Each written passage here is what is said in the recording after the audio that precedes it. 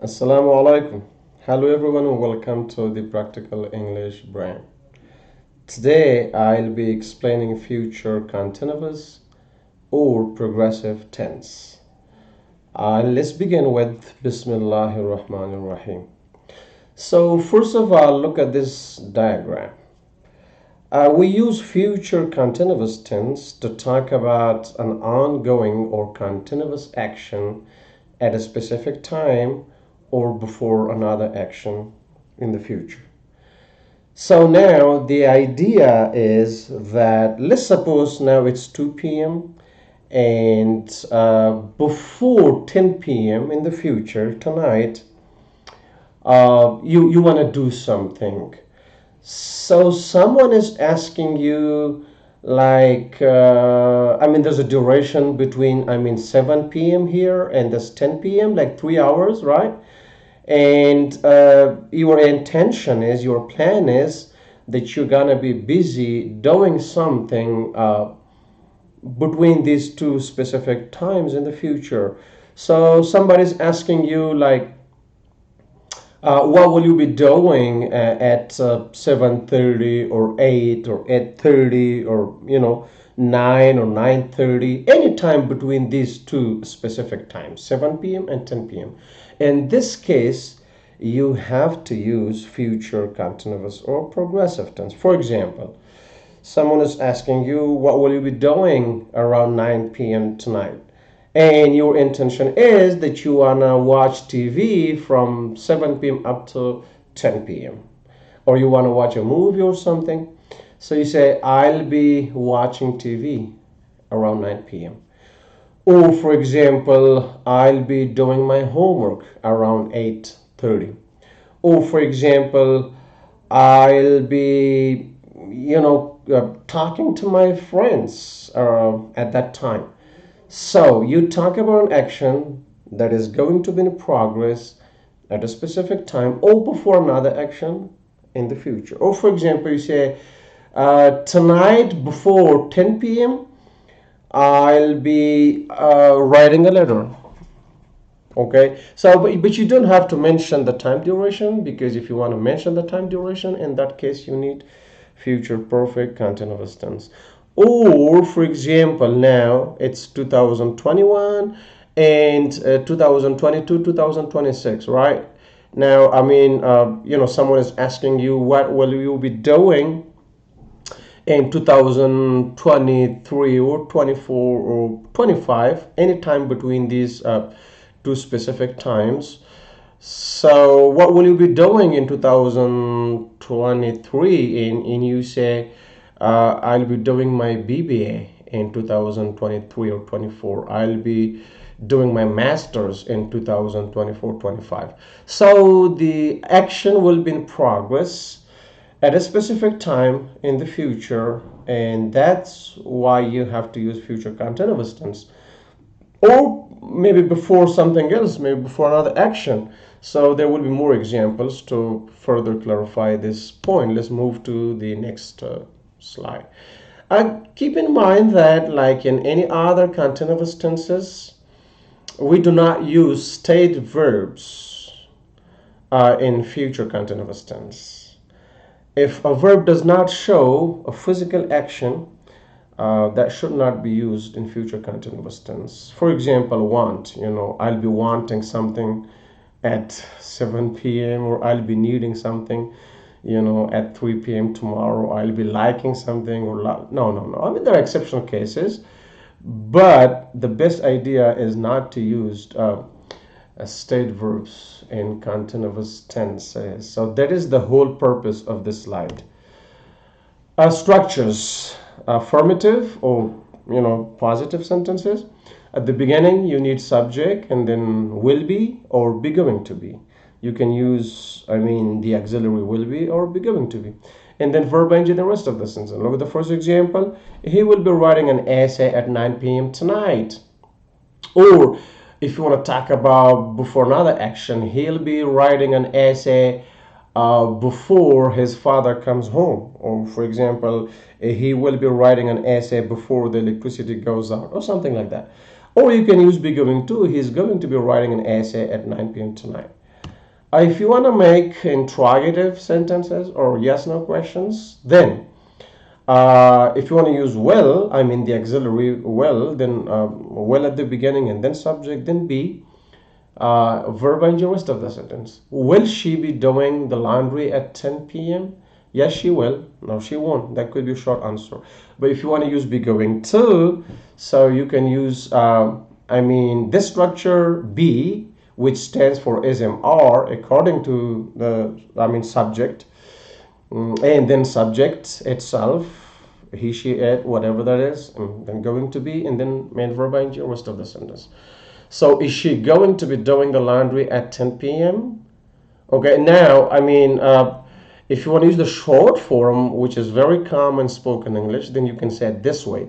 Is she going to be doing the laundry at 10 p.m.? Okay, so that's possible. Again, you can say yes, she is, no, she isn't, or yes, she will, no, she won't. Okay, so negative interrogative with will. So this is the structure: will, subject, not, I mean, be, verb, and rest of it. So I mean the structure is for the complete form, because we have short form and we have complete form. Now the complete form could be used somehow in formal English, and the short form could be used in just daily normal English, spoken English. So the complete form: will they not be taking the exam tomorrow? So is the complete form. Will not or won't, then subject, then be, then verb ing, then rest of the sentence. Will not they be taking the exam tomorrow, or won't they be taking the exam tomorrow? Possible both ways.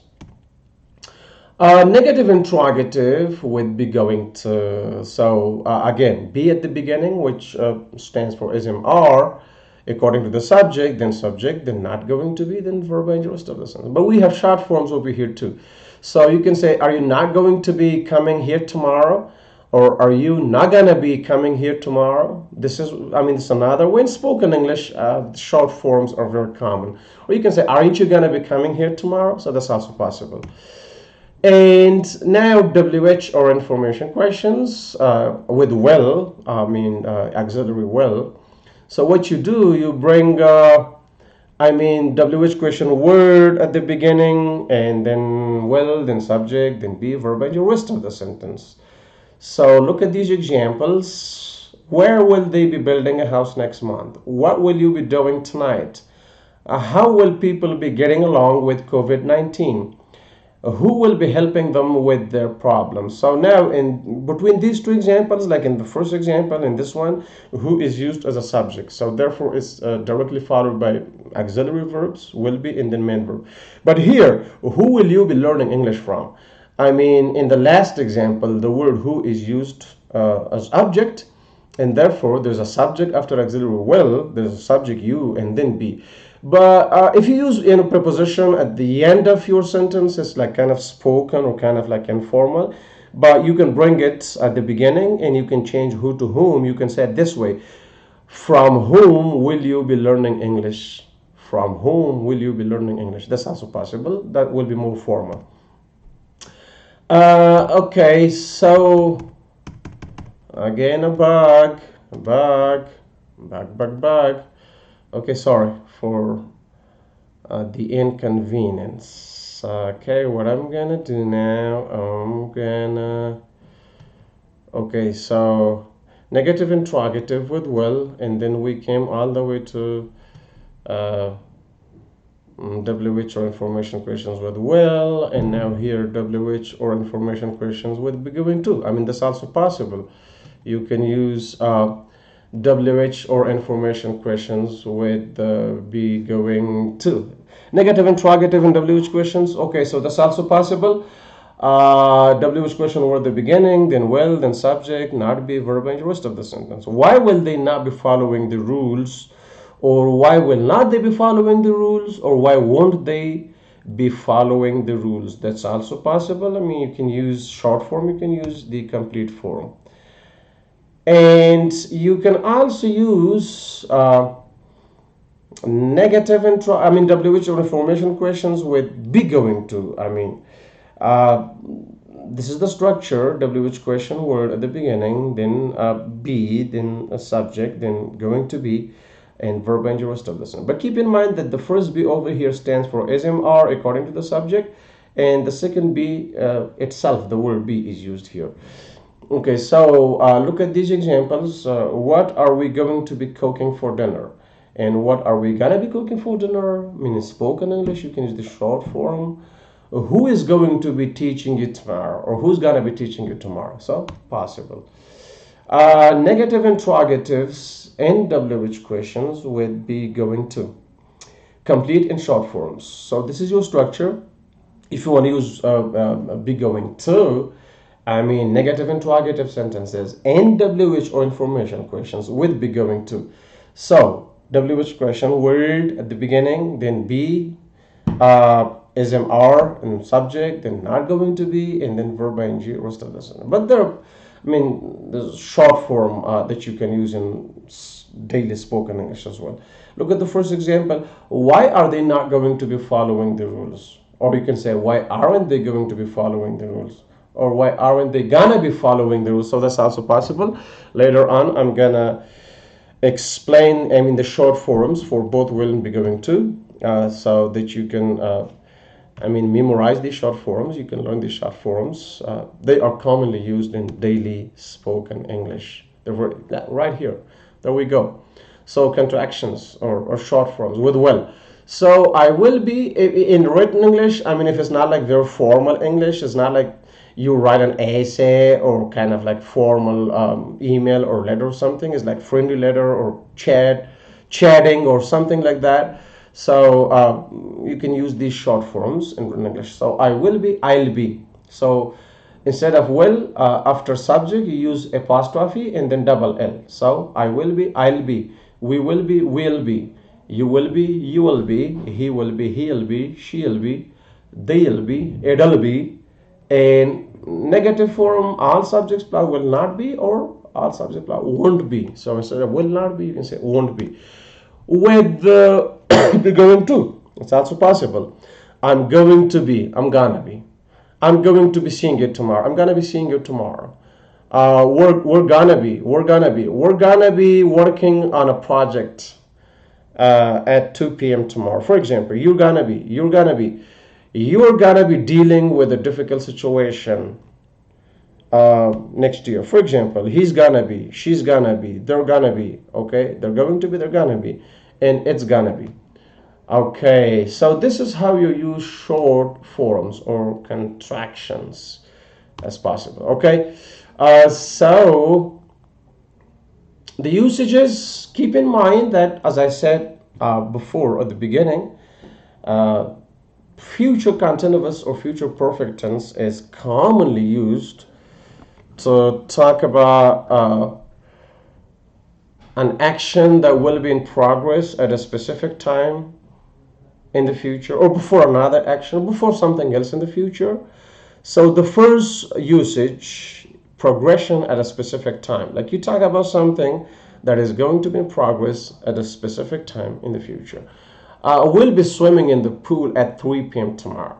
So at 3 p.m. tomorrow, the action of swimming will be in progress. And intervention, like, one action will be in progress and something else is going to happen, and the second action will probably interrupt the first action. So look at the example. I'm gonna be surfing the internet by the time you call me. Like, the action of surfing the internet will be in progress and another action will take place. You will call me, and definitely the second action will somehow interrupt the first action, suffering the internet. But keep in mind that in this case, in time class, we use a present tense, not a future tense.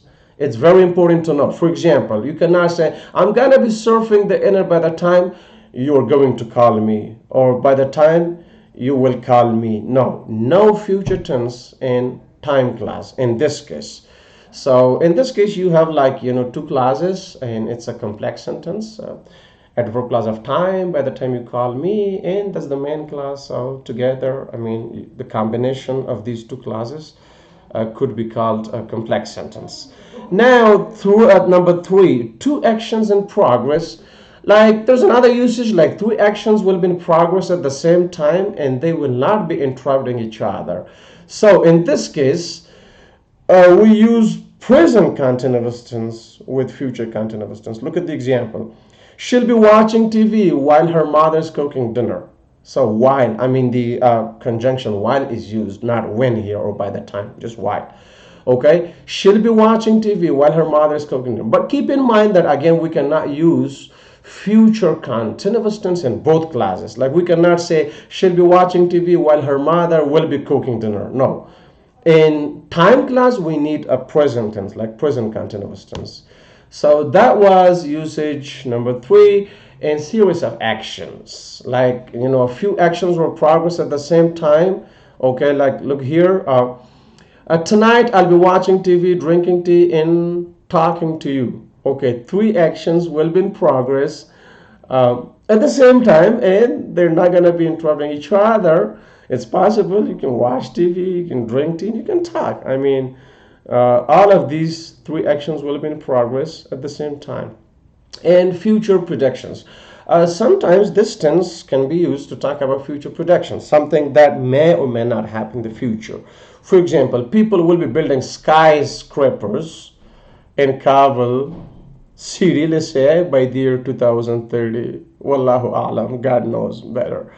We hope so. I mean, if we have a strong economy at that time and a strong government and strong economy and everything, so people will be building, or people are going to be building skyscrapers in Kabul by the year 2000. It's a kind of prediction. So prediction, something that you predict and may or may not be true, based on the science that you notice, but it may not happen or it may happen.